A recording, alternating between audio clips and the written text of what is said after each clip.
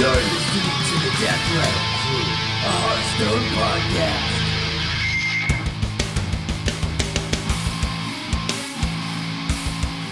DRC, ladies and gentlemen, welcome to episode 9 of the Death Rattle Crew. I am your host, Mike Tack2Harn, and your other hosts today are Matt Mushu Hill. Good evening. And back for the, or not back, but for the first time. Here. Yes, Fabio Tarafasu Mesters, did I say that right? Yeah. In other gaming communities, you're known as Don Mascarpone? Say that right? Mascarpone. Okay. Exactly. How are you doing? Yeah, fine. Thanks for Good, having me. good. We have you on the show this week because we have an announcement to make that we're not going to announce right now. So you'll have to wait like 30 seconds. I know, it's brutal. Because I have to tell you that you need to go to our website, www.deathrattlecrew.com. You can find more information on the announcement that we're going to have later, as well as finding this podcast and other information. Find us on YouTube and Twitter at Death Rattle Crew. And yeah, that's it for intros. I mean, let's get into the fun stuff. Are you guys ready? Yeah. Oh, take a deep breath. Yeah. All right, I'm good. All right, let's get into meta-anatomy.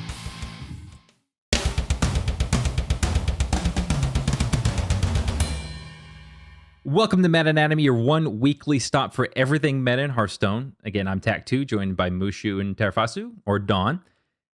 So, announcement and why Mr. Dawn is here today. We are running a tournament. Death Rattle Crew is presenting The Pit.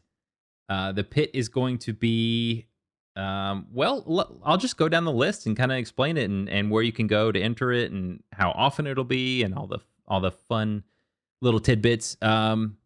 So The Pit, it is going to be a monthly tournament, and it's going to be a fairly uncommon Hearthstone format. So 8 players. So we'll start with this. The Pit is a single hero, single deck format. What this means, players will submit a 30-card deck along with their chosen hero class. You will not be able to change the hero class as well as any cards in the deck. Any player that draws a card not in their submitted official deck list is immediately disqualified. This is a zero tolerance rule, so I mean, pay attention when you send the cards in. This does not count for cards that are drawn using abilities like Unstable Portal, Thought Steal, Iron Juggernaut. So things like that, don't worry about, but those are fine. The pit matches, here's where it gets a little interesting too. The pit matches are best of 1, but the tournament is double elimination. So if you're not familiar with kind of how tournament format works like that, this means there's both a winner's bracket and a loser's bracket. Players begin in the winner's bracket and play in that bracket until they lose or are the last player standing in the bracket, in which case they made it to the final game.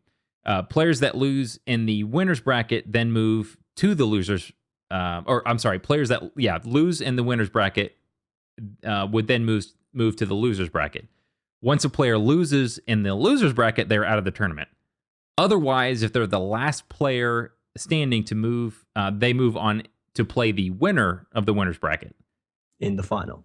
Correct, in the final game. The only exception to the best of 1 format is the final game itself, which it will be a best of 3 between those 2 players. Again, so the player will accept 8 players at a time. So you'll see about 15 to 16 games per tournament. So this is for the people that enter, just so you kind of get an understanding of what's required out of you. Players should be prepared to devote 3 to 6 hours to the tournament. So set that time aside. But we'll be updating you as to player standings as we go on. So, you know, if you're out or if you're going to have a while before you be playing, you know, we'll kind of give you a heads up so you can take a break and go do what you need to do. In addition to the 8 players that are going to be accepted, we'll also be notifying a few players that they may be alternates in case last minute someone can't show up.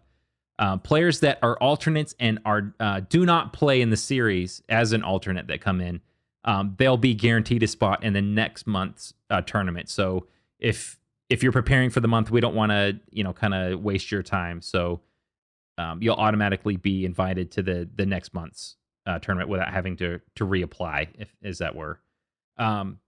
The winner of the pit tournament will receive an auto invite back to next month's tournament. The tournament is free to enter right now, but I believe in the future, if there ever is a paid version, you don't have to pay an entry fee or anything like that. I don't think we're going to do an entry fee ever, but that's just one of the perks. You get automatically invited back on top of whatever prize is awarded for that. So not going to announce that right now because that'll change month to month. If you're a winner and you come back, or if anytime you ever come back, if you lose and a couple months later you come back, you do not have to play the same hero or the same card list. That'll change month to month. The pit is free right now to enter and open to anyone. We have no invites other than the previous month's winner. To enter, all you have to do is send an email to mail@deathrattlecrew.com. In the subject line, put the pit entry. And then in the email itself, give us your first name, your last name, your full Blizzard name, including the hashtag numbers at the end. And this is going to change. Don, we just found out about this today, about the region lock thing. Exactly. So right now, because of how things are going to work, I think we're just going to have to do a North America region and on the NA server. Yeah, which is unfortunate. I knew that card, your library was region locked, but like we found out today, because you're on the European region, we had to go into the same region to friend each other. So it's kind of like, well, we can't even watch the games, let alone play.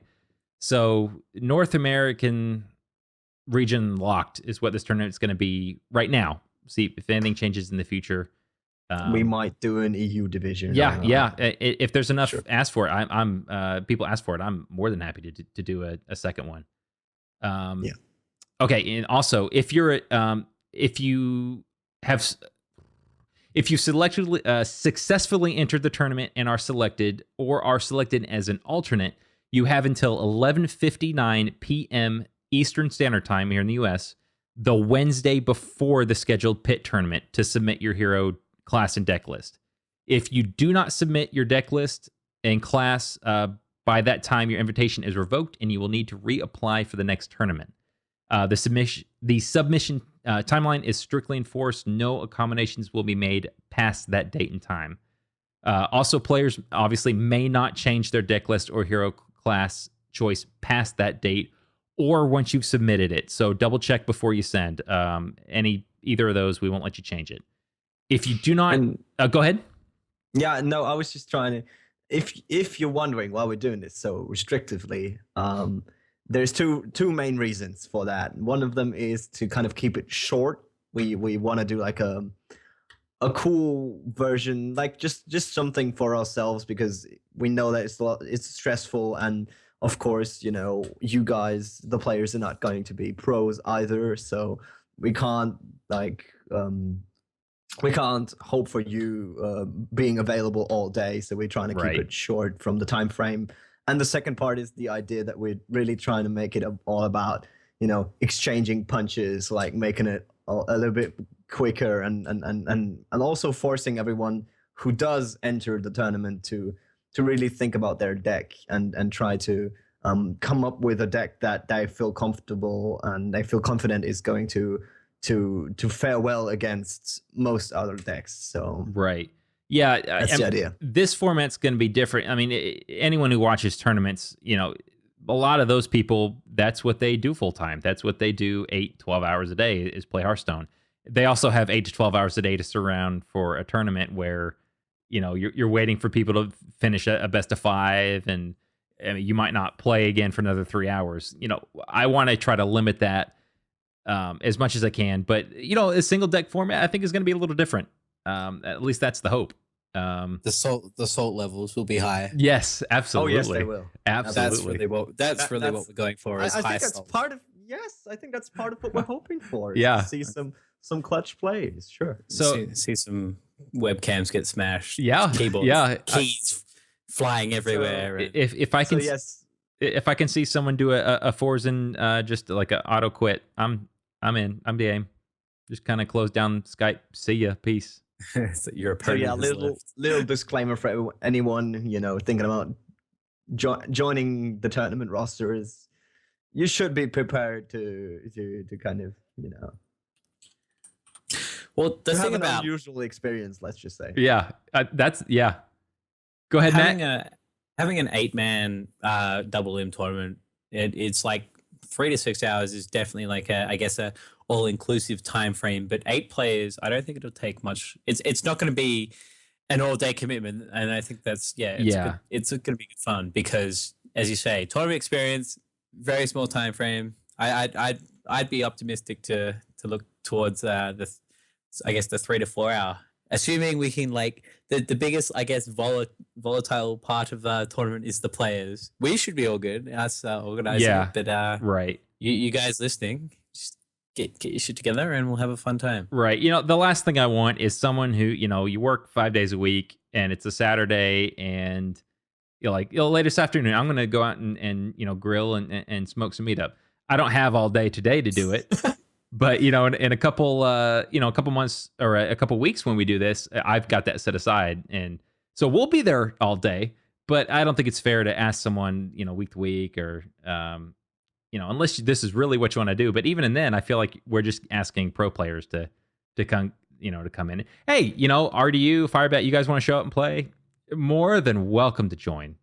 The prize pool's coming out of my pocket, so it won't be too great, but you're more than welcome to come on. Basically, this is an open invitation to rob Mike of his money. Yeah. Sandbag his wallet. That's right. So just a few other things. If you do not, so if you're going to be there at the tournament, if you do not have a webcam or do not wish to, I guess, stream yourself, or if your up speed's just bad, whatever it is, you can send us a stock photo instead, and we'll put that, because this will be the VODs will go online. So I'm really excited. I've been working on the production side of it, so it's gonna look good. I'm really excited. The intro is looking absolutely fantastic. Yeah, it's amazing. I can't wait. It's been a bit of work. I still have quite a bit to do, but once the template's done and we're good, it's gonna be great. So, and other than that, if you have any questions, just send us drop us a line at mail@deathrattlecrew.com. I'm gonna put all this information on the website, and again, if you have any questions, just let us know. We're here to answer them. So that's the tournament. Don, you'll be commentating, and Mushu, I believe you'll be there too, correct? This month? I'll be there. Okay. Doing something. Yes, Tom should be there as well. Oh, I should probably announce the date. It's going to be April 25th. So it'll be the last, from this point on, it'll be the last Thursday, unless we announce it ahead of time, being different, of every month. Or last Saturday. I don't know why I said Thursday. Last Saturday. So April 25th of 2015 is when we'll be recording it. So that'll be, if you're in the tournament, that's when you'll show up. We're going to do all the recording offline. Right now, that's just going to be the easiest way to do it, so we don't have any ghosting problems.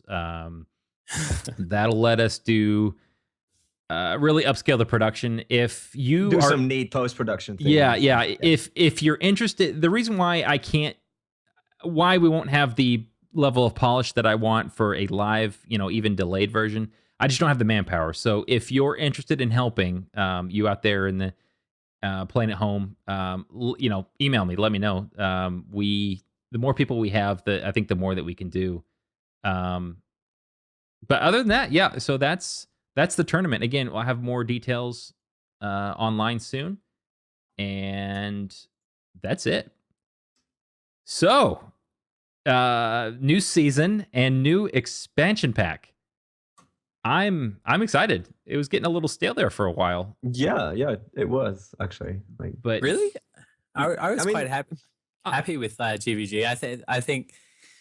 Well, it's only been it's April now, so that's 4 months, and we played for a year on the same. Well, pretty much close to a year. But we were talking about this before the show. Actually, I think we were both agreeing that this is probably what we can expect them to do. Like they took a bit of time to kind of get into their production schedule, and now they're at the point where they know how they want to advance this game in the future, and that I think it's it's quite reasonable to expect them to kind of interchange releasing an adventure and then in releasing a new expansion and having these two be separated by about 3 or 4 months every time. So, or maybe half a year. But I don't think we'll ever see like a 1 year just straight up break. It won't happen anymore. I agree. Like, yeah, obviously I guess set innovation is all right, but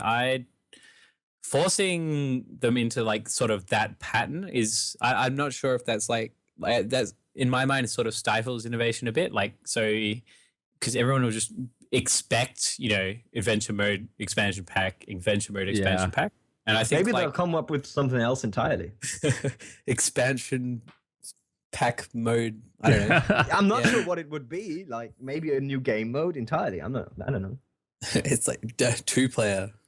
Yeah, hey, because I'm looking forward to that. But what else could they do? Like, is there another game what they could come up with? 2-player would be fun. Yeah. I think just focusing on the client, like in-game tournament support would be. Yes, that's number one. Yeah. Yes, please. We'll skip it. We'll skip an expansion pack. Just give us in-game tournament support. Yeah, and everyone will be happy. Yeah. Give us region unlocked friendly. That too. Yeah. Yes. Well, what I meant, but that's a server thing more than anything. I think that's maybe. You've got to draw the line somewhere. No, I'm pushing that line. We need the pig. The point is, other games have done it like in the past, so it's not like it's impossible. It is doable. Like it's just a choice that they've made. Well, it's a ping thing. I mean, I for one cannot like rope in Australia.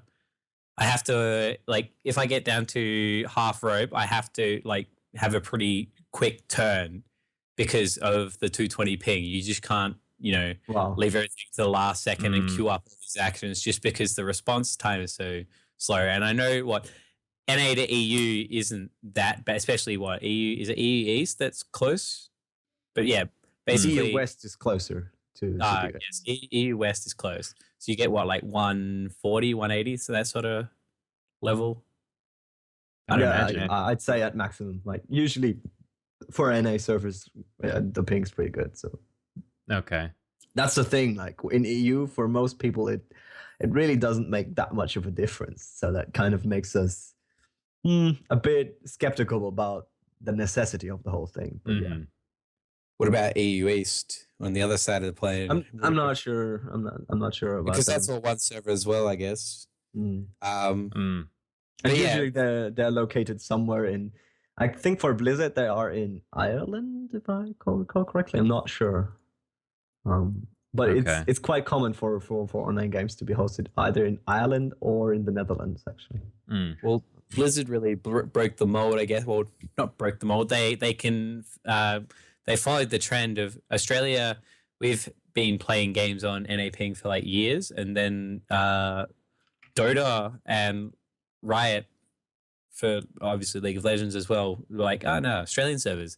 And then with this latest WoW expansion, we got Australian against Blizzard servers, because when I play against someone in Australia, I get like 70 pings. So, you can spam the emoticons and stuff like that, and I can do the hell late rope burn. But yeah, so Blizz servers, that's in Australia is good. I now know what it feels like to be in NA or EU West. I touched the face of God, and that's the thing. I guess what I meant to say by stale, and I mean we've talked about this before. Mushu, was kind of like,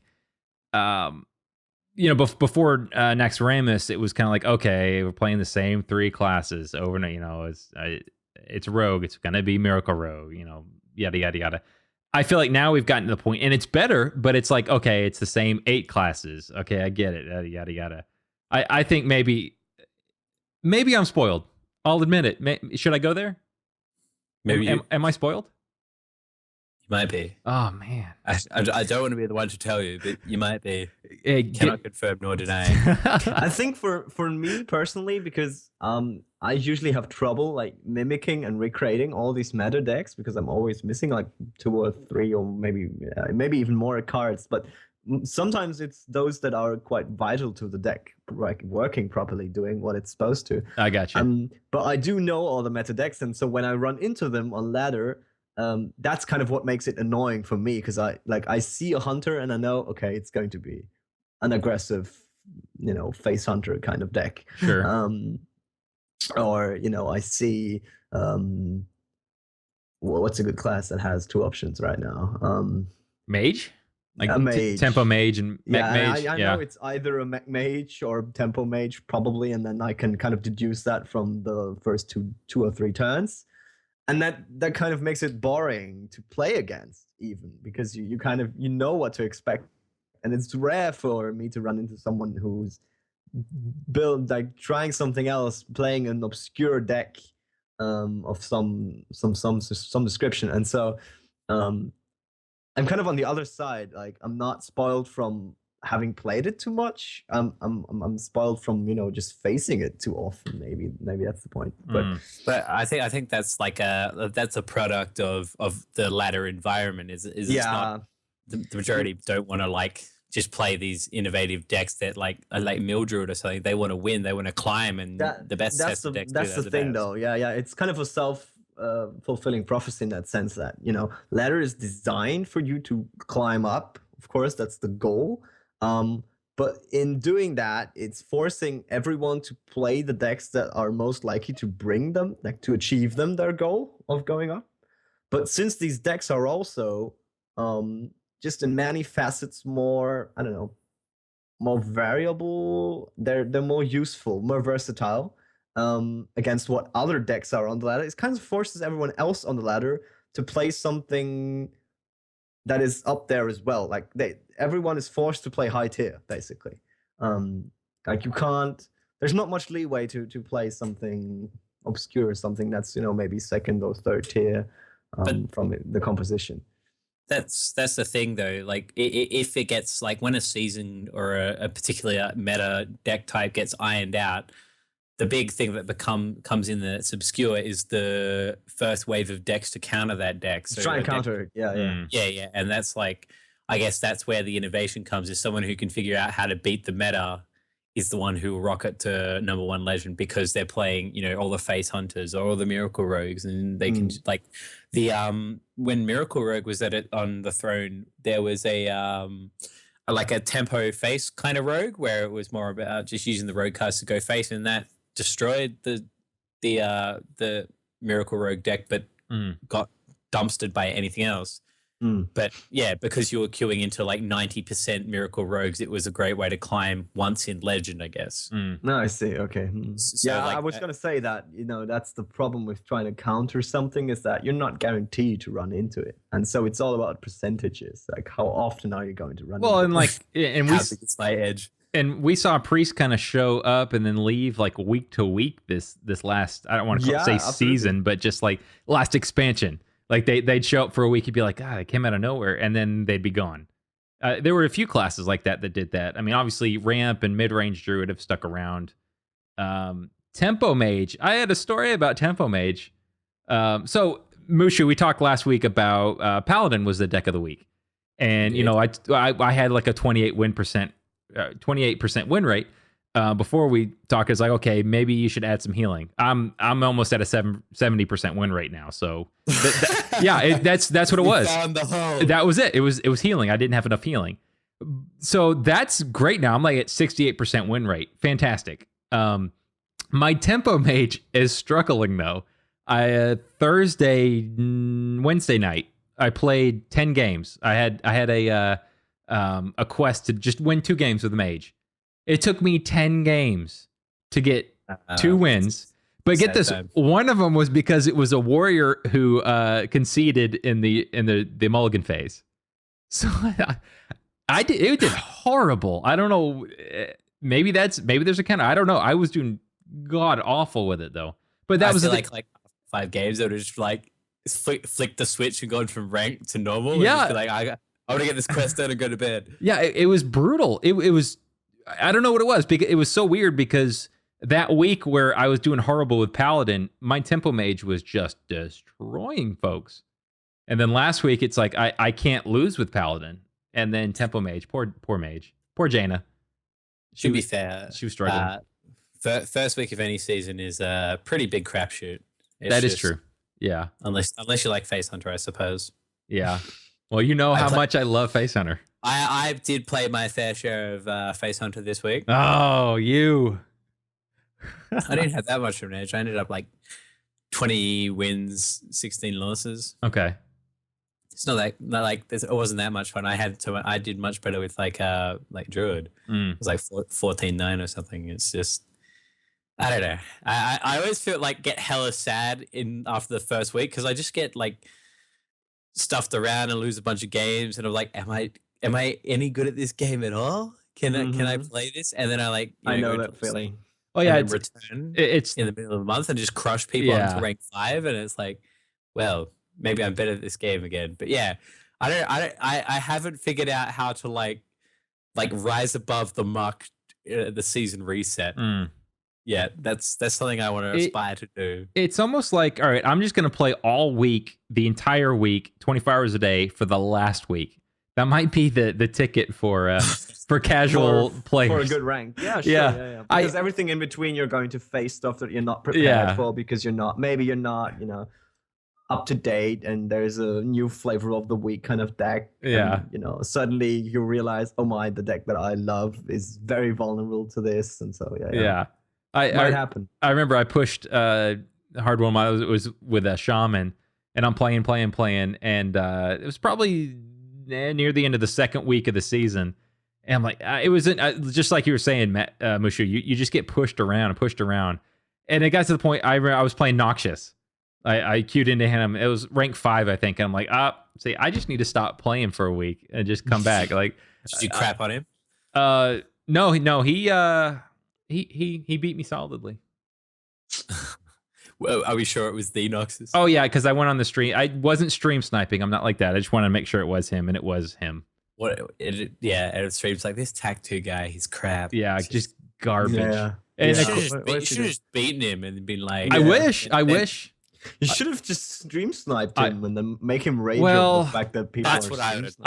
That's what I would have done. Because he loves to do that. It's like I do love seeing Noxious salty. I'm gonna be honest. Like, guys, click. Guys, I think this guy is stream sniping us. see, he didn't play anything this round. Yeah, and he goes, "Well, this guy, well sniped." That's how he does, right? Yeah.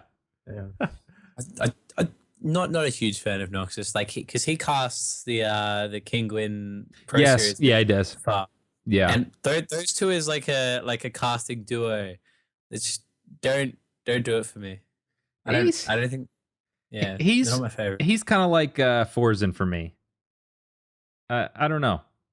I mean, it's a personality thing. I don't think he's a bad guy quote, but if you think of like good guy, bad guy, like Trump and Masan are kind of like the good guys. They're just quiet, smart, funny. Trump is just so completely unassuming. Yeah, he gets crapped over. Like he gets played. Like he just gets outplayed with the deck that he was not prepared for. Yeah, and he's like, yeah, okay, sure, whatever, it happens. He plays super greedy.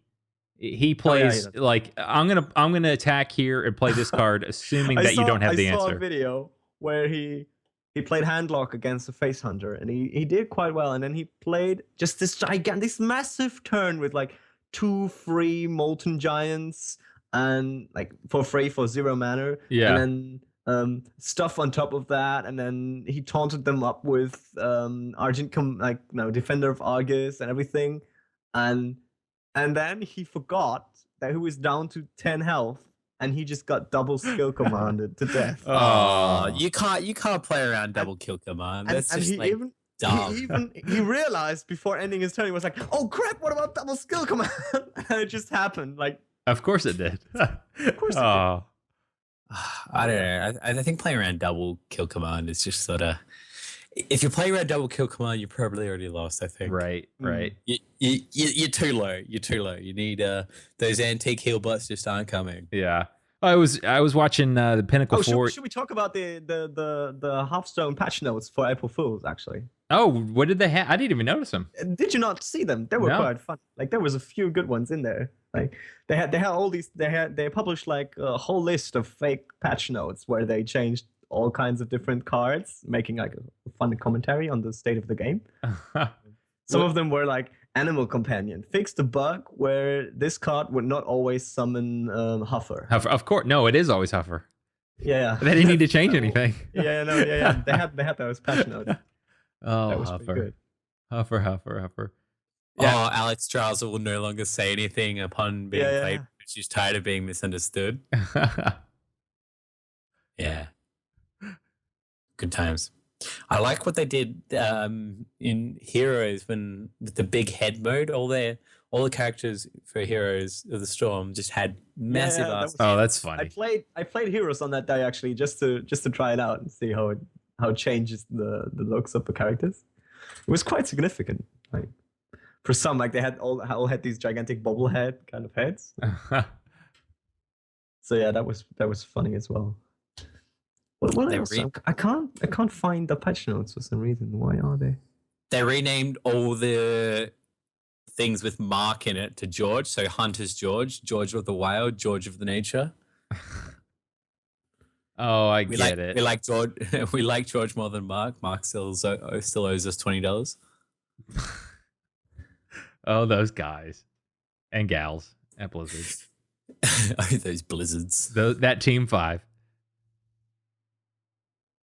Well, It's nice to see they have a sense of humor. yeah. Well, do we want to talk about the cards that were released this week? Yes. So we we'll should. do black. So we'll just start. We'll just get on the list. So Hunter card, Quick Shot, a 2 mana spell, reads deal 3 damage if your hand is empty. Draw a card. I feel like 3.0. yeah, I feel like this is a face Hunter card. It is. I noticed that about both cards actually that come out for the hunters. Like they're both they're both playing into this thing that Hunter has going for it anyway. The idea that you're just dumping your hand on the board and hoping for the best, basically.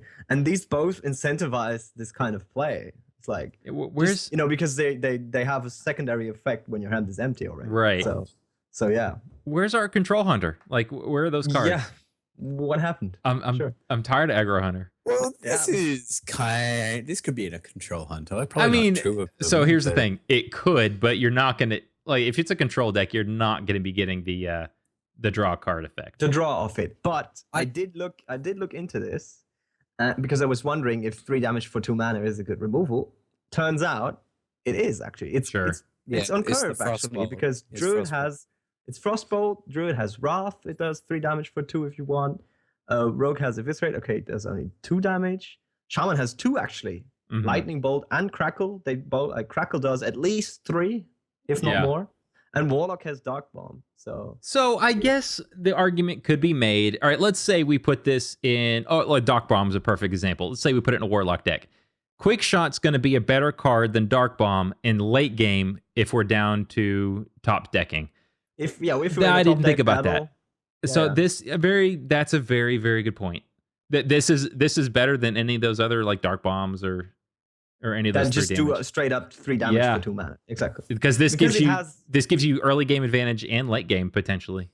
But yeah, it plays into the hunter archetype. Like while comparing it to Dark Bomb is a good comparison because Dark Bomb's like I guess vanilla damage, but Dark Bomb it goes with I guess the Warlock hero power of he can just tap and get another card in the top decking phase. The mage gets the freeze effects, which synergizes with several things, and Quick Shot synergizes with hunters, as you said, dropping all their shit. Ever since I guess the Buzzard Unleash the Hounds sort of faded into the background because of Buzzard being too expensive. This is sort of they needed more card draw. exactly. It's hunter card draw. They didn't have. Yeah. They don't have anything else other than it's like no, that's Buzzard. true. and They this. they had absolutely no like effective card draw in there. That's true. Yeah. It's just I don't think Blizzard should make they shouldn't be forced to make cards based on what's like in the meta.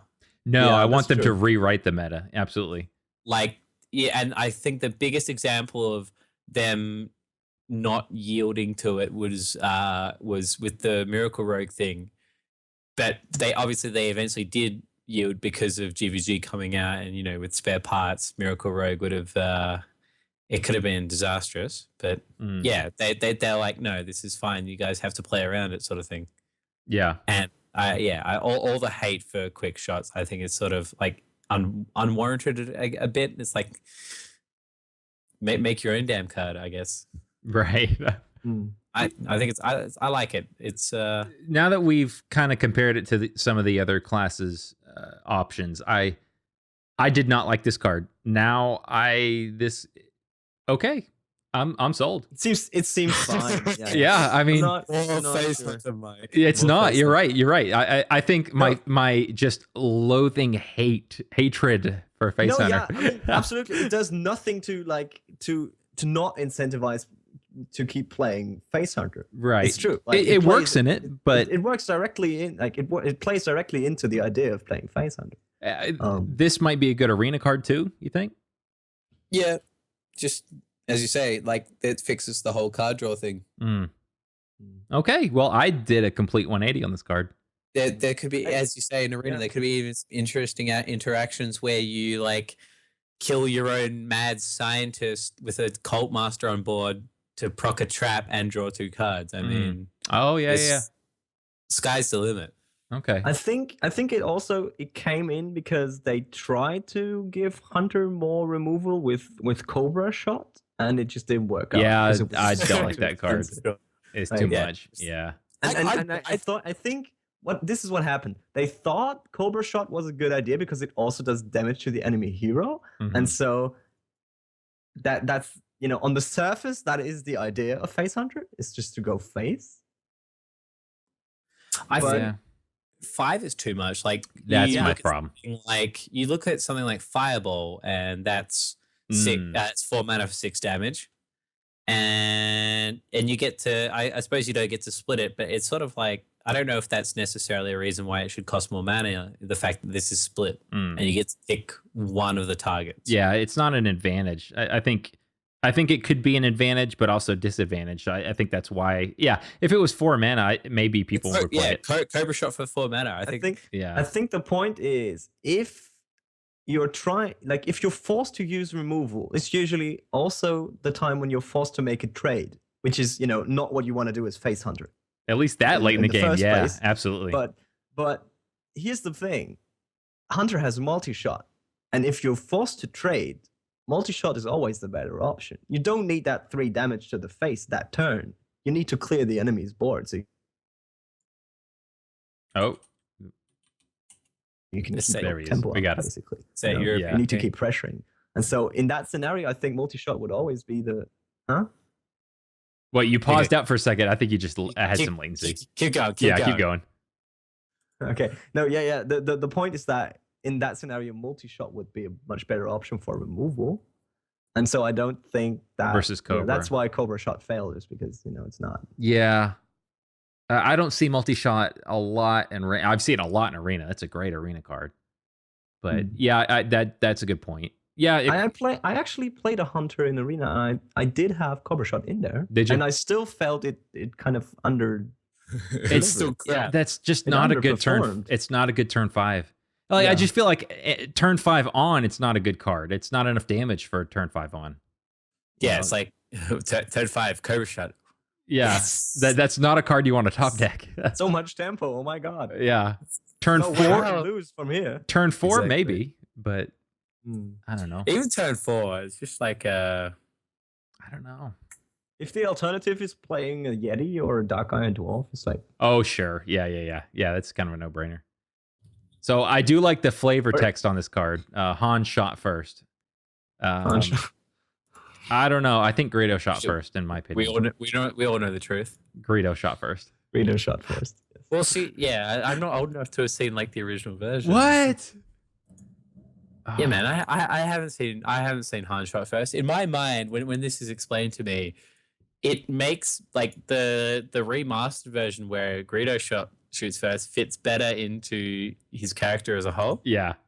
I like him shooting first is sort of like he's a ruthless killer rather than like it better characterized him as he enjoys the job, but he's not a huge fan of killing, and he'll only do it if he has to, sort of thing. Yeah. So he shoots second. So. Yeah, that's why I think Han shot second.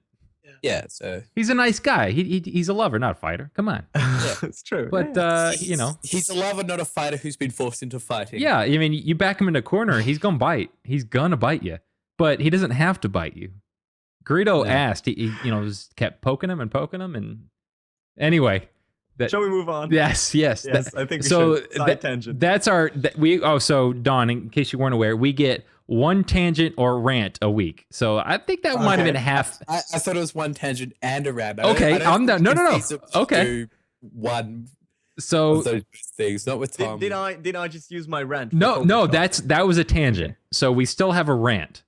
Okay, I see. That we can use eventually. So all right. We're good. It's just so the listeners aren't like, God, there they go again. Yeah, they know that we have one of each. So yeah, these guys won't shut up about Star Wars. No, but it's different. Like it is actually very dangerous to let yourself go on a side tangent too much. Because, I wish Tom was here today. He's the master of the rants and the tangents. He does not like Control Warrior, so he will go on about Control Warrior. But anyway, on to the next card. Mage card, Dragon's Breath. 5 mana mage spell. Card reads, deal 4 damage, costs 1 less for each minion that died this turn. So that's a new kind of I do wonder why they haven't made a name for this, like taunt or death rattle, where it's costs 1 less for each minion that died this turn. I wonder why there's not a prefix affix. Is it an affix or it's because it's a spell, isn't it? I guess, yeah. It's not a minion. Maybe that's it. Only minions can have like battle cry and death rattle. Right. Yeah. I just it's kind of like in Magic where they'll put just that. Is it a prefix or an affix? It's I think it's an affix. I'm gonna get just slaughtered in comments. I don't think it's a prefix. Okay, so we'll go with. I'm not sure you could categorize it into either. Well, kind of where it's a describer into 1 word or 2 words or phrase or something. But yeah, I guess there's room on the card to put all that text. But this game especially, they don't explain every little detail of how a card mechanic works. So I figured, we would get something. Well, maybe it's just not that simple to describe, like taunt. Once you play a taunt card or play against one, you kind of know what it does. And death rattle kind of makes sense. I figured there'd be something that says, well, that hey, however many, X number of minions died, but maybe we're gonna have spells in the future that says cost 2 less for each minion that died this turn. So yeah, that must be why. I think it's fine how it is. I think like that's pretty like common notation in my mind for what it actually does. I just, I agree. It takes up a lot of space. I guess that was my my concern. But anyway, deals 4 damage for 5 mana. My initial reaction was, oh, that's quite cool removal. Actually, like I automatically put this into kind of the removal corner, like because it's obviously not enough damage to be categorized as burst. Per se. So, but the problem. Maybe this is what you wanted to say, but the main problem I see is that this is going to compete with Fireball. And Fireball is going to do 6 damage for 4 mana. Right. Which is going to be a lot more, more reliable. That's the point. So if you're making a full spell deck, then yeah, I see what you're saying. It's kind of like, I guess if you're playing Tempo Mage or Mech Mage, you've got to kind of decide which of these you want because you don't have room for everything. If you're doing a full spell deck like Freeze Mage or something, but even then you need the freeze mechanics. So where does this fit in where you don't have to take out Fireball? I think the idea was, or at least my observation when I used, because Fireball is mostly used for trading away like big taunt creatures and stuff that you can't get rid of any other way. Depending on the deck, right? Yeah. If it's not face, right? And my observation was that usually you don't actually need the full 6 damage that it provides. Like, because most taunt minions that are commonly played now have like 5 health, most.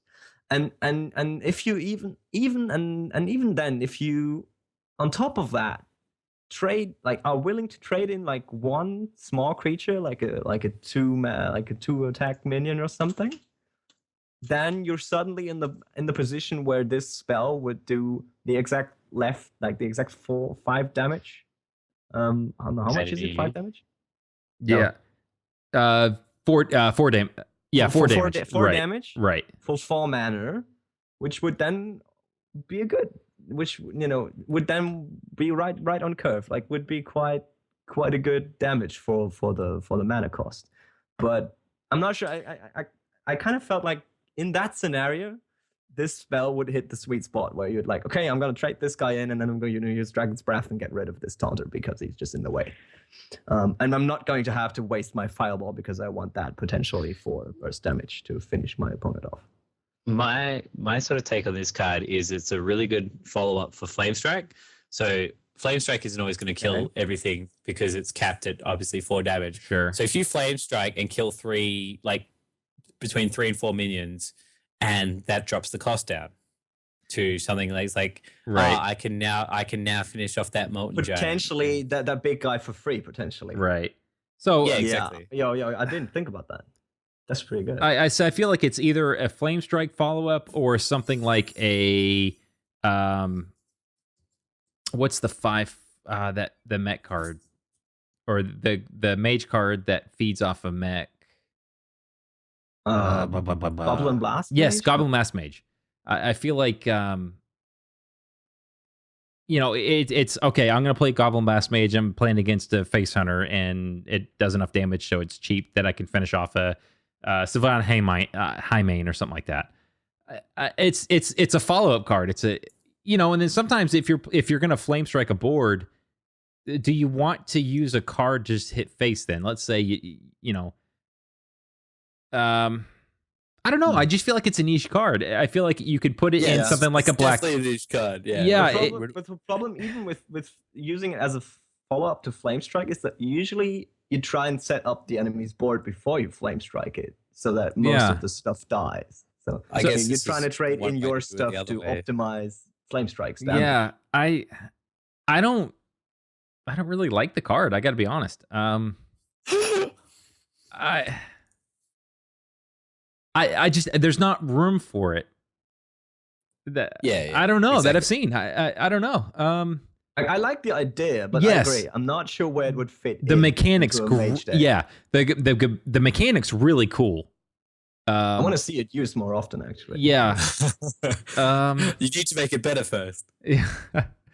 Even in arena. Yeah, that's true. Maybe it's not a good mechanic. I'm not sure. I sounds like fun, but nobody plays Bolvar. Yeah. That's yeah. the thing. Nope. And even then, like the problem I think it has something to do with like Hearthstone Wisdom in general. Like Hearthstone Wisdom in general dictates that keeping hold of a minion is always better than having to trade it in. Because you're losing out on damage, you're losing out on options when you have to sacrifice a minion. Yeah, unless you're playing like an oil rogue or something. Yeah, tries to incentivize you to sacrifice minions. And mage, I mean, aggro mage really isn't a thing, at least right now. Like, you're not playing lots of small 2-drops to just. No, I mean it has tools to do it, but I don't know. I feel like in my opinion, there are better deck builds than an aggro mage. Yeah. A tempo mage might be the closest thing to an aggro. Yeah, I don't know. That's why like the only sort of scenario that I could think of was with the follow up to Flame Strike, either to kill them or to I don't know. But it's because it's the only real time that you're killing a high volume or trying to kill a high volume of minions. And but then again, even then, let's assume you're playing Flame Strike on curve, so like on turn 7.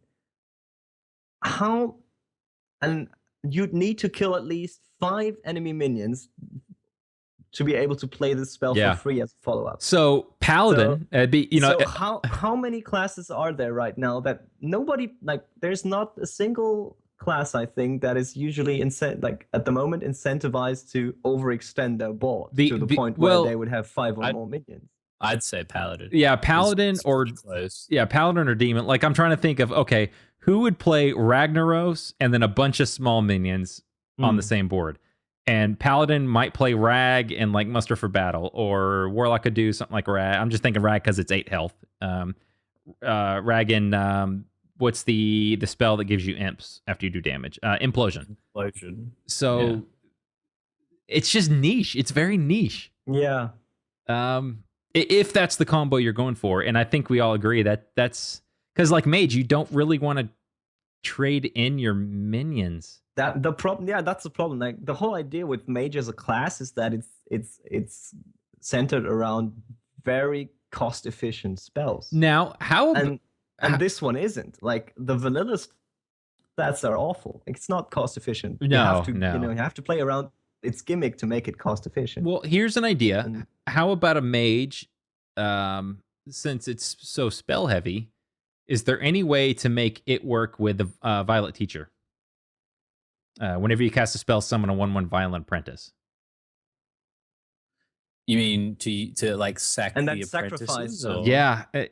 Is that way too much? I feel like that's way too much effort for one spell. But sorry, go ahead. I was just gonna say that it was. I think that's worse than the follow up to Flame Strike sort of thing. It requires too much prep for a very shitty payoff of like 4 damage. You have to however you turn it, you have to set this thing up. You have to play around the fact that you're trying to use this. So maybe we should stop trying and just give up. Okay. Okay. It's kind of like it sucks that it's not good, but yeah, I don't know. Maybe they felt like all the GV. Well, I suppose I was gonna say maybe they thought all the Mage GVG cards were too good, but then we remember Flame Leviathan. Oh yeah, it's just like, it's caused some fun games, like some fun highlights on YouTube, but aside from that. The only time I actually seen it played was it was in a in one of the challenge. It was in one of the first wing of Blackrock Mountain. Yeah, against the arena. Yeah, he pulls it out. Yeah. It's the only time I've seen it. The only time I've seen it play in ladder was when it first came out. Trump tried to play it against he recorded Mech Mage versus another player's Face Hunter, and it wiped out all the Face Hunter's board, and he's like, "Oh, that's awesome," and he still lost the game. So Yep. Yeah. Probably that's the time to sub it out for something you might want to use. Yeah. All right. Well, we'll just go on to the next card then. Priest card, Resurrect, 2-cost card. Summon a random friendly minion that died this game. This is an interesting one because my initial reaction was, "Oh, this is not very good. It's too RNG heavy. Like there's too much randomness in there." But here's the thing: I thought about this, and I think the 2 mana cost saves it. Yeah, definitely. Because if you get something weak out of it, like a normal 1 or 2 mana minion, it's okay. It's fine. It's just like you had nothing better to play, and you just had to play that guy. But anything above that, this is going to be awesome. Yeah, well, think about like the normal priest deck. I mean, really, other than the Geblin Stalker that I've been seeing. Other than that, all you've got is the Norshire Cleric. The Norshire, yeah. And if the other one is the Light Warden from the card. People play Light Warden? No. It's as a result of the spell. Oh yes, I'm sorry. You're right. Okay, that happened in a game today where he played Resurrect and Resurrect that, and I was just like, I didn't even think about that. Okay, so potentially one card that you might not want, like a Light Warden. Maybe you'd want a Light Warden, but the dream is to get a really anything else. Something super expensive. The dream is anything else. Yeah, it's like the only like sort of downside with the cost of the card is it doesn't really match, I guess, the time that it would be played. Exactly, that was my point as well. Like because it's not a useful early game card because nothing has died. Yeah, Yeah. So it is like it's automatically going to be at least the mid-game card. And at that point, if you're playing a priest, you should still have a stable board and not have had to sacrifice much because you're trying to heal your minions, you're trying to keep them alive. So I'm not sure. Maybe it will become a late game card. I think it would have to be. Trying to fish something nice out of there because you're behind already. Yeah. Try to get that second Ysera, you pull get it. that sexy 8/8 or something. Yeah, exactly. Or pull Dr. Boom back out after he's been BGH'd. But we can safely say it's better than the mage card. Oh, much. Oh, yeah, it is. Much. Yeah. Also, I was thinking, maybe this will incentivize, trying to do a not so typical mage deck, like because we were naturally assuming priest deck, because we were naturally assuming that the priest deck that's going to use this is going to have all this other priesty thing in there, these other priesty things. But what about just trying to do like a deck focused on big minions entirely? And then this card would be value no matter what. Do like a what is to control warrior, like a control priest with a lot of removal and large minions. I think you just see it in as a one-off in like some meta priest deck much like with like unstable portal or piloted shredder. If you roll a Northshire cleric or light warden, or particularly light warden, Northshire cleric I suppose is like okay if you can. It's fine. Activate it. But but I suppose in the later the game goes on, the less likely you're going to be able to activate a Northshire cleric safely. But yeah, if you roll low and get that, then that's just like the I guess the bad side of the card, the low RNG. But you could roll the high. The potential upside is huge. Exactly. So I think this is what makes this card solid in the end. And the price is right too, like 2 mana. Yeah, no, I think that's the price fine. is definitely right. The price is right. Particularly if what happened in the game where he summoned a light warden and get with it against me was he played it on turn 6 after playing Emperor Thorison, so it cost him 1, and it's just like, oh, okay, wow, it's just like congrats. And then I saw light warden, it's like, I'm so sorry for your loss. We're just waiting for those clutch Prophet Valens to be resurrected. Yeah, that would be that'd be interesting. Just like double it, play 2 resurrects and summon Velen twice. It's just heal for days. Do you think if you play Velen, it dies, you play your first resurrect, and your resurrected Velen dies again, that 2 Velens are in the pool for cards that can come back? I'm willing to bet that once a friendly minion is in we'll call it the graveyard, that its information is in the graveyard. I don't think that it pulls the card back out as much as it says, okay, what's in there? I'm going to make a copy of it. I'd argue the difference, actually. Do you? You think so? You think I'd say it will count each individual card that is in there, because that's how card draw is I works don't know. I think we're gonna have to tweet at like Ben Bird or something and be like, how is this mechanic? How does this work? Yeah. Can you ask the programmers how they make this work? I don't know. Sure. I don't know.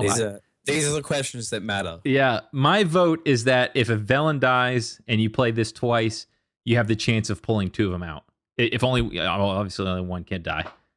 That's my vote. I'm going there. I definitely vote for 2 Velens in the pool. Is my, because I've gone to the effort of killing him twice. I mean, I should be. My chances to summon a 3rd Velen should double. I guess what I mean is, I BGH a Velen, and then the priest has 2 resurrects in their hand. I think it is possible, and they have at least 4 mana, that they could resurrect 2 Velens off of 1 dead Velen. Oh, okay. That's my vote. That could happen. Oh, it doesn't. You mean it doesn't get erased from the list once it's resurrected? That's my thought. Like as you said the other Dawn, and I could see where that comes into play. Just reading this, I don't think, because we don't have a physical graveyard. I think I don't think it's physical. I think it's behind the board sort of. You thing. think so? Yeah, it's definitely, like, obviously the game keeps track of what's in the sure graveyard. Like, that's what I mean. It's like, So I think, what I'm saying is if Velen enters the graveyard twice and therefore is in there twice, do you have double the chance to resurrect him? Yeah, so here's the difference. Is it summon a random friendly minion, or is there a difference if we said play a random friendly minion that died this game? Could that be the difference? It doesn't say that, does it? It just says summon. Yeah. But it says summon a friendly minion that has died this game. Yeah. It doesn't say that it had to be summoned or played. I mean, like we said earlier, it could Blizzard doesn't really explain to detail how some of these mechanics work. Don't. So it could be either. Most part, it doesn't really matter. Which was funny when I remember when which one was it? KT first came out, Kel'Thuzar, and people sniped him with Rag, and he resurrected himself. Yeah, that was a bug for a little while. That happened. I remember that happened. Yeah. That was, I think that was just like a phasing thing where they both resolve at the same time, but one has to resolve first, sort of thing. Oh, because it was the end of a turn, right? Yeah, exactly. Because Rag both triggers at the end of a turn. That's fun. Yeah, but they were both they both triggered at the same time, but one had to play out first. Yeah, and that's why he came back. But fun times. I'm not afraid of Ragnaros. Well, I want to figure out how this card really works. I guess I'm sure someone will figure it out pretty soon and have a VOD or something up, and we'll see 2 Valens or maybe we won't. I don't know. But next card, Rogue, Gang Up, 2-mana spell. Choose a minion, shuffle 3 copies of it into your deck. I think it's a good card. I don't know. It opens up the possibilities. It's just I saw Crip was playing it today in a like a fatigue mill rogue type thing. Yes, I think it would work great in that. I think it'd work in. I think you could play a one-off and just. It's like think about Duplicate. I mean, it's not as like good as Duplicate, but at the same time, the criteria. Well, you get to select which minion gets duplicated rather than like trying to put yourself in a position where the correct minion would be duplicated. Plus, Rogue is notorious for having good card draw. So the chances of you actually getting the minions that you created using this card during the game, I mean, I think they're quite high. So what are the combos you're looking for then? Like left Leroy. Yeah. If the Shadow Step one doesn't do it anymore, we'll just play 3 different Leroys. It made me think, actually, will this card potentially like alter your mulligan behavior? Like when you see your mulligan, like you're drawing this plus a very nice card that you know you want to have. Are you going to keep both, even though maybe it's a 4 or 5 drop? What in Rogue would you want though? Well, many times. That's what I mean. Like Rogue's all about tempo. So like, what do you want? Like 3 leper gnomes? I mean, I don't know. I think obviously the thing 3 shredders, like very sort of niche for oil part of the game where you're entering fatigue and you can refill your deck with anything. That's like the 1% time that'd be absolutely ridiculously useful. But for the most part, you're like duping a shredder or something like that. But I think this is one of those cards where it's like it opens up potential, and it's like an open-ended card. It's not set for what it has to be used for, and it can, I guess, fuel multiple deck archetypes, which is really what you want with an expansion like. So are we going to see like a control rogue that gangs up like 3 sludge belchers? Like is that what we're going to see? I mean, that would be pretty bad. 3 Lothebs or something. Oh man, 3 Doc Spoon. Or will we maybe even see the return of spell power rogue, which would greatly profit from having lots of spell power minions on the board? Just 3 Malagosses. Like like arc mages or something, and then having like 4/7 bodies with +1 spell power. Sure. No. I don't. Someone will do it. It'll be on Reddit soon, but not as of this moment. Probably not. So I think in Arena this card's going to be amazing. I'm sure you're running a lot of low cost minions, so I think and Arena is all about trading very efficiently. So Yeah. you want to, like, I think this card, you want to dupe some of your 4-drops probably Yeah. to kind of try and win the mid game. Yeah, because if you do something later, it's like, okay, I've got a bunch of, like, if you, let's just say it's a 6 or 7 drop. Great, I've got like 3 Dr. Booms, more of them, but that's all I can do for a turn. Yeah, it's like you play another one. Well, I hope they don't have a bunch of charge or something, because then I'm kind of. I mean, you'll win eventually, but you just got to last long enough to play them all. I don't know. But yeah, this is why that fatigue spot is have 3 more sludge belchers in my 2-card deck. It's I'm just gonna win the game, sort of thing. Or if you really wanted to and really got deep into fatigue, you could triple 3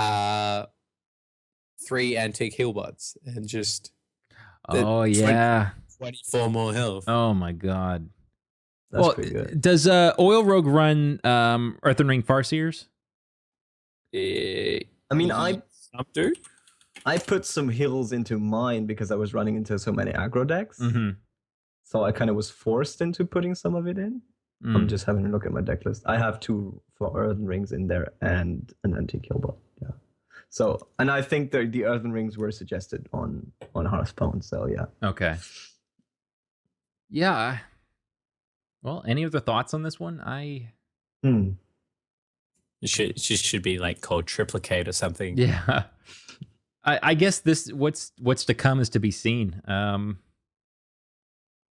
I don't know what to think of it yet. I really don't. I can't imagine Well, considering it came out yesterday, we'll wait for some people to play test it. Wait. Are you downplaying my skills, Mushu? Are you saying I'm not as good at this game as I thought I was? Am I not creative? Am I not innovative? Those are your words, not mine. Oh, I see how this. There was another thought that I had, but that was that since it's only 2 mana, right? This might be considered, an exchange for not equipping daggers on turn 2, basically. Like possibly. but then again, I'm asking myself, like, in which situation would you want to do this? With the current decks, yes. With decks that we don't know of, that's what I'm wondering. Yeah, you're right. You're right. It's sort of like that thing again that we talked about with Resurrect. Is it's a 2-cost spell for something that you're probably not going to use on turn 2. Exactly. Like with the current tempo decks, you'll probably want to equip daggers on turn 2. Yeah. Maybe on turn when you have not turn 10, but when you have 10 mana on turn 34 or something, as I said, need to triplicate those antique healbots. Maybe. Oh man. The animation for it is really cool. I haven't actually seen it played yet. Is it like, well, not so much like the card animation, but what it does, like he triplicated a Cold Light Oracle, and so it played it. Like 3 of them rose up and just flew into the deck. It was nice. It was cool. I enjoyed it. Oh, 3 of those. Ugh. 3 Cold Light Oracles. All right. Well, on to the neutrals. We've got 2. We'll start with the Grim Patron, a 5 mana minion, 3 for 5. Whenever this minion survives damage, summon another Grim Patron. I love this card. I like the idea. It's expensive. It's gonna work. It's only good. It's only good in Warrior. It's not gonna work. I don't think it'll work in anything else. What do you think it will work on? There's already a video up that I saw of like the Warsong Commander OTK Grim Patron thing where they just keep summoning patrons and I didn't think of that. Yes, so the idea is you just cycle through patrons, so eventually you do kill a patron, but the ones that are just got spawned are high enough so they replace the other ones, and it's just the problem is on its own it's not good.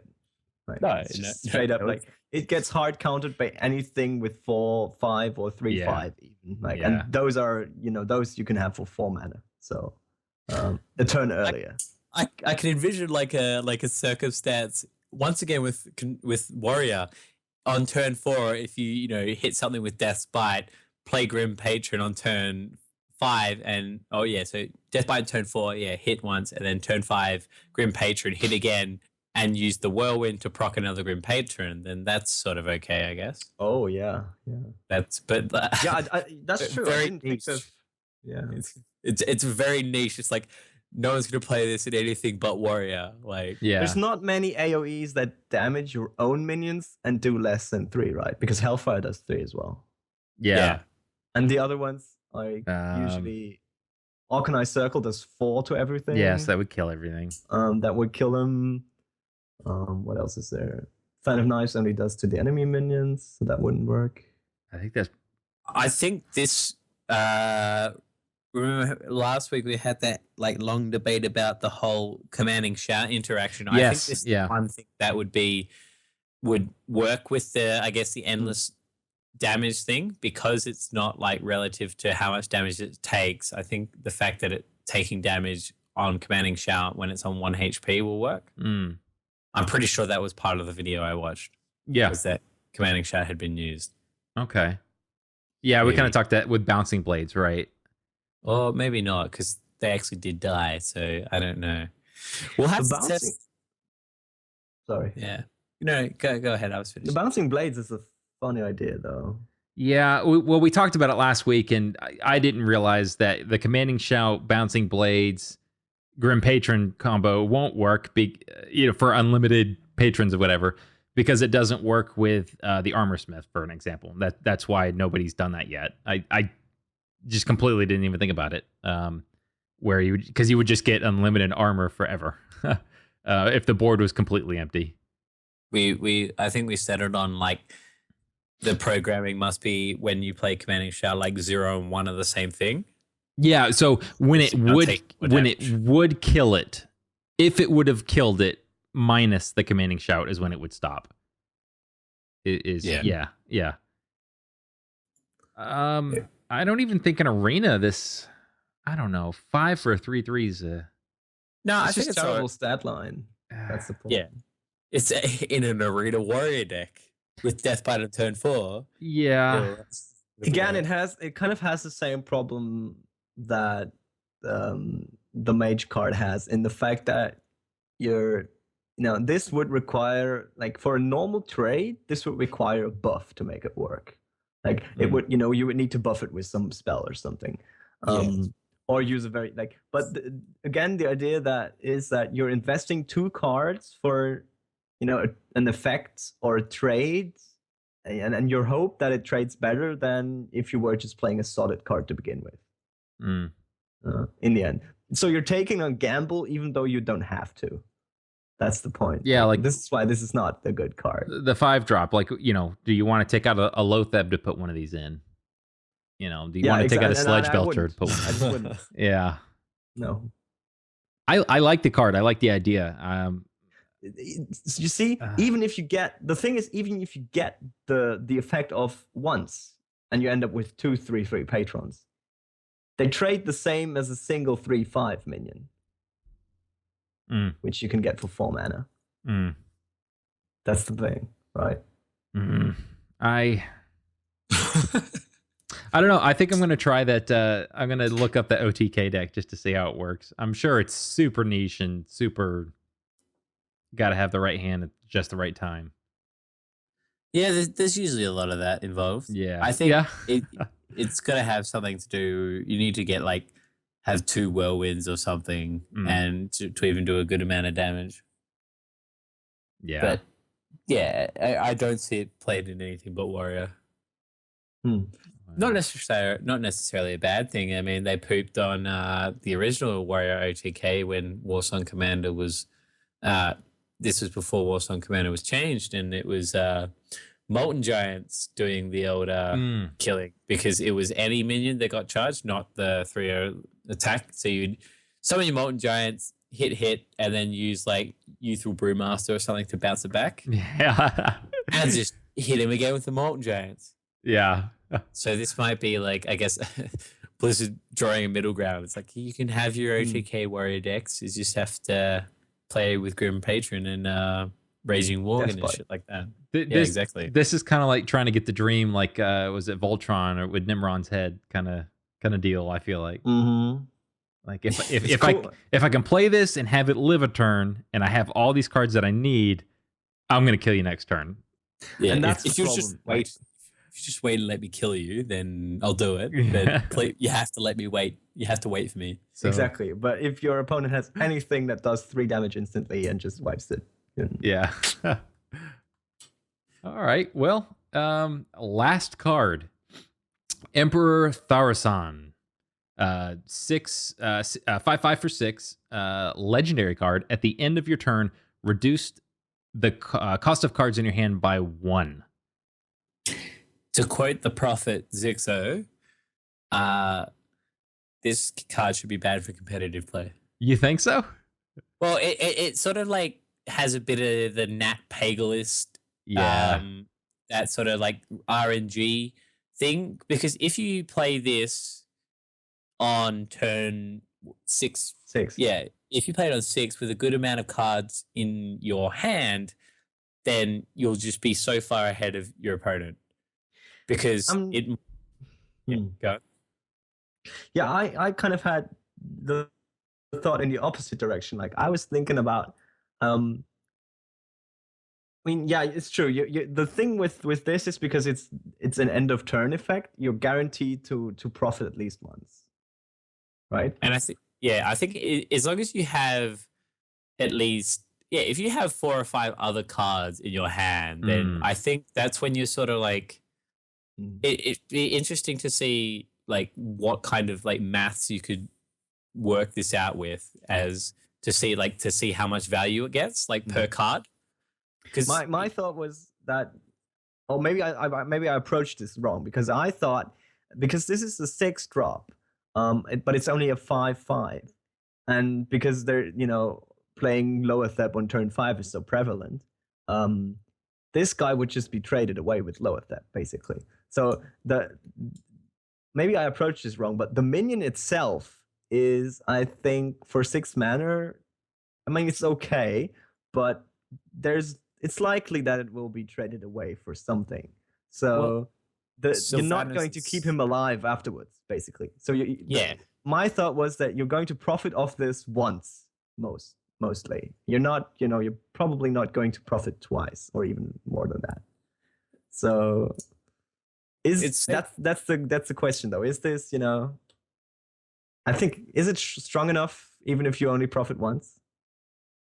I think it's sort of like the whole like acolyte of pain theory. Like if you get only one card, that's when you lose. If you get 2, you break even. And when you push for 3 card, if you get the 3-card dream, then you're ahead.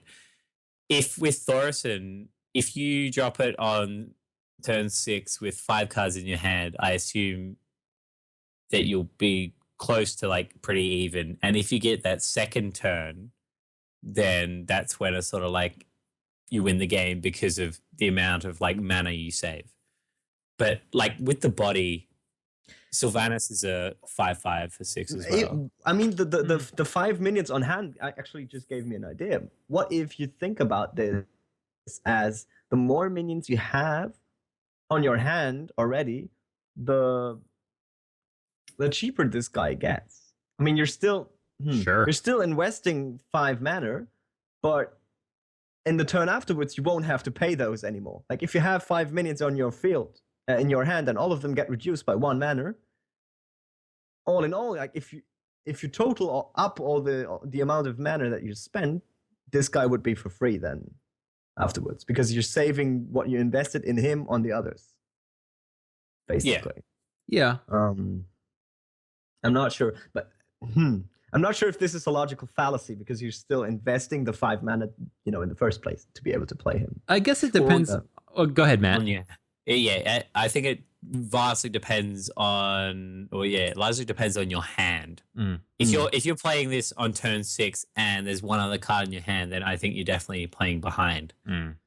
Like that, you're rolling low and there's no real reason to play it. But I think that in the decks that it'll succeed in, are in these slower sort of decks. So you're talking like Ramp Druid or something, where you are hoarding quite a few cards, that this will pay off. No, yeah, I agree. I think in every kind of deck, again, focused around big minions, it should work. I also argue that this card has the text taunt built into it because you don't want to leave it on your opponent's board either. I mean, this is kind of like Lotheb. You can leave it once its effect is done. It's done. It's it's a 5/5. You still got to worry about it. But yeah, this it's almost like Sylvanas kind of has taunt built into her. You either need to silence it or kill it. Or like the Sylvanas is a perfect example. Most times you don't want to throw Sylvanas on an empty board. I mean, unless the goal is to, okay, I know that you're going to drop Ragnar, close to turn 8. All right, I know you have 8 mana. I don't want you to drop Rag, so I'm going to drop Sylvanas. Now you have to spend mana to get rid of this before you can play that card. Then you've got a chance to, buy yourself some time to get ahead. But otherwise, you don't really want to throw a card like that on an empty board. And same with this. You don't really want to throw this card on a empty hand. Yeah. Yeah. But at the same time, I think if you get to turn 6 and it's this card and like another card in your hand, then it's sort of the situations in where you wouldn't play it, you're forced to play it anyway, if you get what I mean. Yeah. Like you have to play it. Like there's the situations all the rest of the time it's going to be relatively favorable to play it, and the only time you don't want to play it, you don't have a choice. You have to drop it anyway. One of the things that I guess flared up right away is playing this in Druid makes the next turn you can play combo. Yeah. You can play a 7 mana combo. Oh, that's brutal. Yeah, so if you assume if they whiff their turn 6, then they're dying from like 21 HP on turn 7. And that's the dream. Yeah, what would the combo be? The combo would be 7 mana because it would be is in the Druid combo. Which cards would it be? It's I'm not sure. sure. Force of Nature, Savage Roar. Yeah, of course. Yeah, sure. Yeah. So that would be 5 mana for the Force of Nature and 2 mana for the Savage Roar, and then you'd have so that's 14 damage plus a buff Thorison for 21 damage. And then they're not having such a fun time. On turn 7. Oh, man. So I'm trying to think. So that would definitely be a deck. The combo or mid-range Druid, we'll call it, and the ramp Druid, I think, would benefit from this card. Well, yeah, it's sort of push for double combo Druid. Yeah. Control Warrior would benefit from this. I'm trying to think of what other decks. Do you think like a mid-range Paladin or... Oh, sure. Yeah, I didn't even think about Handlock, Demon Lock. Demon Lock would be really good because they're obviously notorious for hoarding cards. I mean, that gives you if you've got Jiraxis in your hand, that's a turn 10 Jiraxis and a 6/6. Yeah, with the hero power. Yeah, no, that's scary. That is a massive turnaround for Jiraxis. Yeah. Because you don't. Now I would have played this game right now and try and force my way into this situation. Because I'm thinking about that Jiraxis, you don't always want to play Jiraxis. Like, let's just say you could get out a turn early, turn 8. You don't necessarily always want to play Jiraxis as early as you can. Sometimes you want to hold on to it until it's kind of you can flip the switch and you've got enough things on the board, or you've got answers in your hand, and you don't have to worry about the fact that you're at low health. Yeah, it's like the Tyrion of Warlock. Yeah, okay, sure. Just play it as late as possible. Do you think a card like this would work in Control or a mid-range Hunter or mid-range Pally? No. There are much better things you want to play on. Like turn 6 in Hunter is your that's your high main turn. You can't not play high main. Sacrilege. And then like turn 6 is like prime around about time for like muster. Well, or quartermaster on turn on top of Master and quartermaster, yeah. Yeah, you mean mustard quarter pounder, right? Yeah, that's what I was trying to not say that. Oh, you're welcome. Yeah, and then there's also like Sylvanas and Black Knight sort of around 6 as well. Okay. So it's sort of like you don't want to play that in that deck, but it's got its place as. So we're thinking cards that have or decks that you're going to have a large hand a lot of the time. Yeah. Okay. That's the goal right now. That's the main idea, the main push. I think so. Okay, here's a question.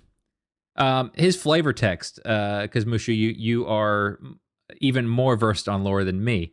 It reads, his second Emperor Tharzan, his second greatest regret is summoning an evil fire lord who enslaved his entire people. What was his first? Yeah, what was his first regret? Do you know? Something marrying. What's her name? Oh, is that the joke? Marrying the woman. Oh, Because, low blow. I think that might be what they're implying, because like she's against him. She's for him, but against him. Oh, she is? Moira Bronzebeard is the name. Yeah, Moira Bronzebeard is like, she obviously loves him, but not the whole like Ragnaros corruption thing. Oh, okay. It like, yeah, I think that's what it. So they're trying to pull. It's less them being sexist and more them trying to pull on my heartstrings. Is what you're telling me. That's just, I'm just guessing. Like the thing about Blackrock Depths is it takes about 12 hours to get from start to finish. Yes. And then when you finally get into the last room where there's like 100 NPCs, and then at the end of the room is this twat and Moira Bronzebeard sitting next to him. It's just like, no, I just want him dead. Just want to like cheese as many of these mobs as I can and kill him and get the hell out of here. Okay, well, I'm glad I never played WoW. That is sacrilege. Playing Hearthstone and not having played WoW. It's just like, how do you, like, the interactions is like, for example, you don't get the. Did you ever see the Can Blood Hoof interaction with Garrosh? Oh, where yeah. It's like, Garrosh, you're not fit to rule the Horde. Because Garrosh was the guy who killed him? Yeah.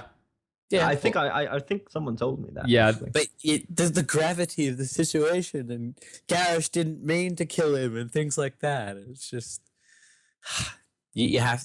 That's your assignment for this week: is play all of World of Warcraft. No, I'm not going to. I'm not. You have 1 week. You can do it. I might, maybe watch some lore videos explaining certain things. Maybe. Sylvanas Windrunner is a pretty good lore.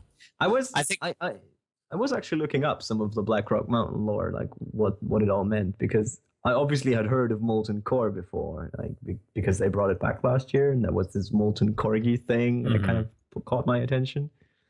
So, but yeah, so that made me curious. Rich with lore. Yeah, no, I realized, like, even some characters where I did not expect them to be so rich in lore, they had tons of stuff. I feel like Leroy is gonna make an appearance later in the Blackrock Mountain piece. Oh yeah, he has to. It's like, I'll be quite sad if he doesn't. Yeah, he'll. What? Let's go look at that quarter. What was Blackwing Lair? Blackwing Lair. Okay. Yeah, where with all the whelps and shit. Yeah, so that will be where he is. Eggs, and then his feature in the latest expansion is fantastic. Where you have to keep him alive, and then you get him as a follower. Oh yeah, and Warcraft. Yeah, I did do that little bit. It's good fun. But yeah, the main message is you have to keep up with the Hearthstone lore, because that's like the whole basis for this game. Is like, yeah, no, I do know. Yeah, 20 years of just like shit that's built up. I guess like the most interesting storyline I think was Sylvanas is pretty good, and you can, if you don't want to like watch like 30 minutes to an hour of lore videos, you can watch like her character introduction for Heroes of the Storm, and that pretty much sums up her life in like a minute and a half. But yeah. That's my bit. That's all I wanted to say. I still haven't tried out that game yet. No, neither. I've had it since like first round alpha. Just haven't wanted to install it. It's like, I don't know. I'll give it a try. I am looking forward to Overwatch though. Once that drops.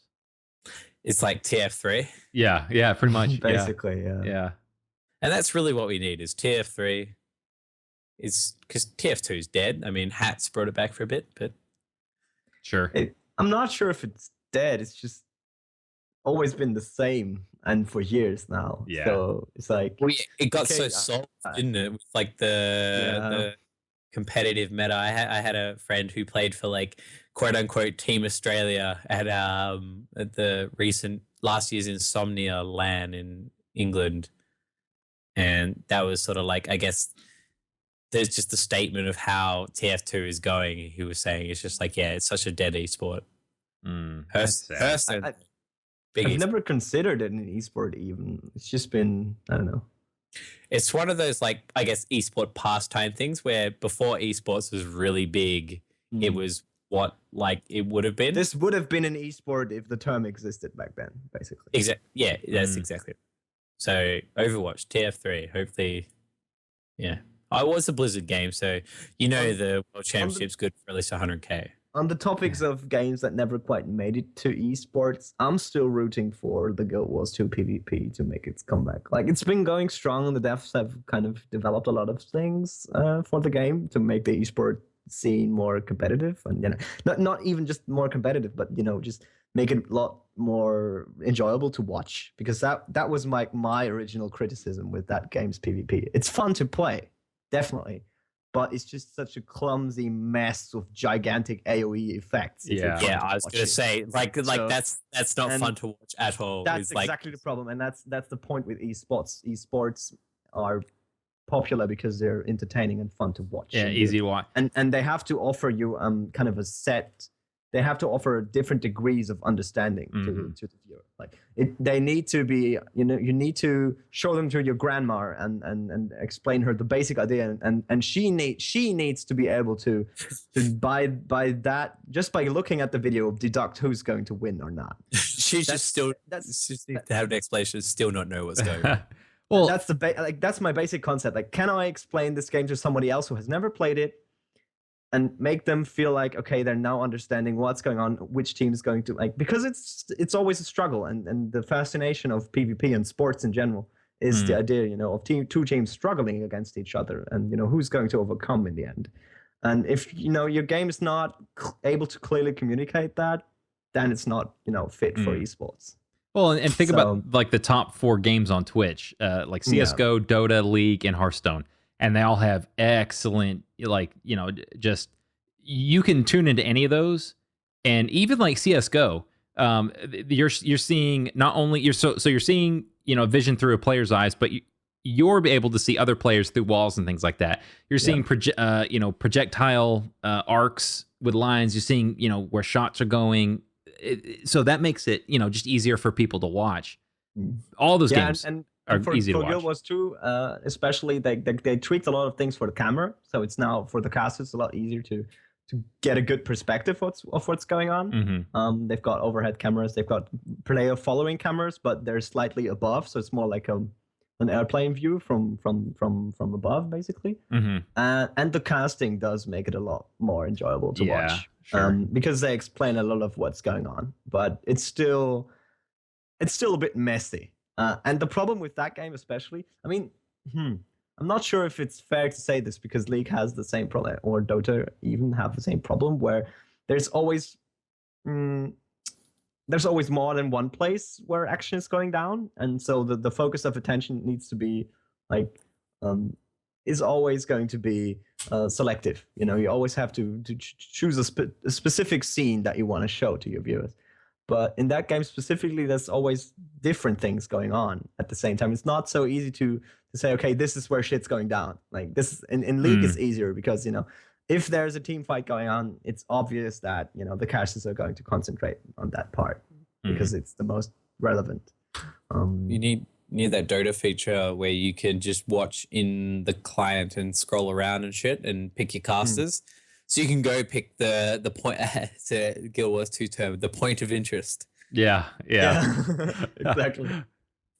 Battlefield points of interest. But that's another thing. Like, they only have a handful of casters right now that really, like, there's only like 3 or 4 that do it. Like, they're dedicated on casting Guild Wars 2. So okay. They're trying to come into the scene to break themselves in there, but I'm not. I hope they succeed. But so far, It's weird because PvP has always been kind of a part of the Guild Wars franchise, and it was a huge deal in Guild Wars 1. But maybe at the time, the whole thing of playing PvP competitively was rather new. The idea that, you'd form a team with people. I'm not sure. I think MMO PvP was definitely a new thing. Like StarCraft had been pushing PvP for just as long, but yeah, MMO PvP was definitely a new thing, particularly on that sort of scale that you get in Guild Wars. So yeah, that's my rant. Yeah, so we did it. Yay, we burnt a rant. Woo! All right. Well, so I mean, we've discussed all the cards released this week. Any other thoughts on what we've seen? So what do we think this next week is going to look like? Because when does the next wing open up? Is it next Friday? Thursday? Oh, next Thursday. I assume next Thursday for you, so it'll be Friday for me. I just had nobody this know open, what time actually. for Fabio it is. Let me just check the wiki entry. I mean, At some point. Yeah. So what do we think this next week's going to look like? Are we going to see any of these cards? So, I mean, I will say this. Emperor Tharzan, I've already seen that played competitively. Pinnacle 4 was played quite a bit. And I've seen Grim Patron a little bit as well. But the other ones, I do not remember seeing. I think Resurrect is a safe bet. There's going to be people who will try and tinker with their decks to make it work. I'm pretty sure. Same with Gang Up, but aside from that, I mean, we've kind Dragon's Breath I'm not sure about. Yeah, I mean, we've kind of talked about what we think we'll see some of these cards in, or what kind of decks will come around them. Quick Shot, I have seen Quick Shot and Face Hunter. I will say that. So that's that's definitely always there. That's a thing. Yeah. That's how good it is for Face Hunter. We didn't even pick up on it. Yeah. Oh yeah, no, that's a Face Hunter card. That's always been a Face Hunter card. I will admit you changed my mind on it. It's not just a Face Hunter card. No, it's just in general decent removal. Yeah. Yes. Yeah. It's true. Did they need that with the bow though? I'm wondering. Yeah. I was thinking about that actually. What kind of different removal does Hunter have? Yeah, they've got Glaive Zuka, Eaglehorn Bow, the bow at that kind of damage Deadly level. Shot, Yeah. which is a guaranteed kill but less reliable. Yeah, did they need it? I don't know. But maybe that's beginning a Control Hunter right there. Well, I'm keen for the old the Freeze Hunter that'll come out eventually when they put in Frost Trap. Oh, so I assume the other. So anyone who's played WoW knows there's two ice-based hunter traps. There's the freezing trap that we have now, where it's like the very sort of isolated. It hits one target thing, but there's like a frost trap that explodes into like a cone of like ice on the ground. So I assume that would just freeze all the enemies. Basically, if you attack with one minion, all your others get frozen as well. Yeah, that's exactly what I'm thinking. That'll be and cool. then you drop a Doomsayer and kill them all. Yeah. Trollolo. Freeze Magent Hunter, then you play double Cobra Shot and win the game. So we're calling it right here. Cobra Shot a thing when Frost Trap comes out. Is that It won't even be a thing when that comes out. Oh, come on. You don't think so? Nah, someone will dart in and play 2 quick shots before that happens. I don't know. Do 6 damage, draw 2 cards, and only spend 4 mana instead of 10. I think you're downselling it, sir. Yeah. Cobra Shot is amazing, Kappa. Maybe if they played like Millhouse Manistone the turn before, and it's like, double Cobra Shot. Oh, 6. So now you're thinking that Millhouse Manastorm is going to be a card in the future. Yeah, I'm putting a lot of words in your mouth today. Yeah, it's just it's not what you want. It's just we're jumping to conclusions. One day, yeah. When Millhouse Manastorm is good in decks, that's when Cobra Shot would be good in decks. Okay. Obviously, with the popularity of mages and rogues, Millhouse Manastorm is an awesome card. Yeah. Right. Yeah. It need to have like a clause in the Millhouse Manor Storm. If you do not win the next turn, then I win, sort of thing. Like you have one. Yeah. Either you own me now or I deserve it. Exactly. Having the balls. Like, I'll flip you right now for the game. That's we'll see how it goes. Oh man, That would be awesome. Yeah. I'm keen for that. You will instantly win the game unless your opponent is able to kill you next turn. I like that. It's a good concept. Yeah. Go start our own card game with this concept, and Yeah. when they try and make a card with this, it's like, yeah, we're not having any of this. Give us some of your Hearthstone dollars. Well, any other thoughts on these cards? I mean, I'm not. I don't think I'm prepared for like the meta shocks. That's what I didn't like about the decks would change every week. every week. I can't handle that much change in my life. It's just. Do you think we're gonna have a Undertaker week where it's just like, oh my god, this card is so overpowered and it's just brutal? It's BlackRock Undertaker. Yeah.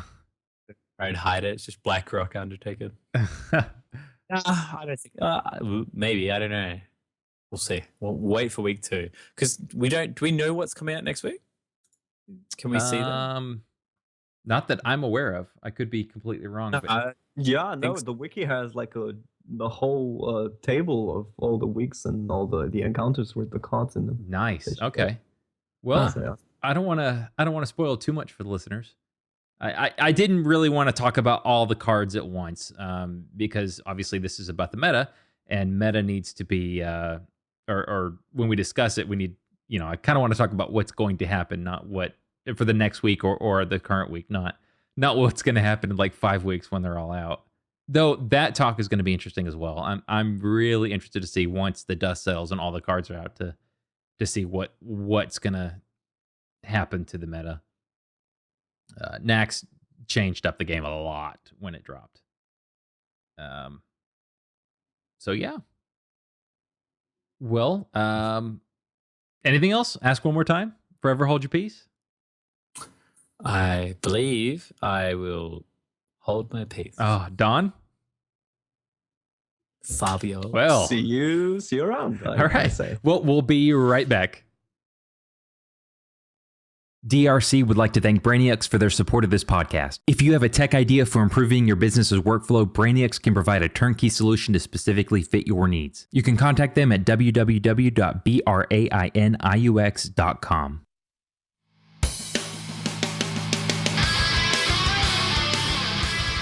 Thank you for joining us again this week. Mushu and Don, thank you for showing up this week. It was a good time. Thanks for having me. Yeah, good time. Good replacement for Tom. Yes. Hey, we hit our rants. That's good. We hit our rant and our tangent. So yeah, check, hit those boxes. Don't forget about the pit. Please email us. Join. We've got 8 spots. So make your deck. Come join us. We'll have prizes. So look forward to that. Again, you can find us at www.deathrattlecrew.com. YouTube and Twitter, we're at Death Rattle Crew. The video or the VODs for the tournament will go live on Twitch, as well as be on YouTube after the fact, but we'll announce that once it gets closer to that date. Other than that, see you next week. Thank you, guys. Bye.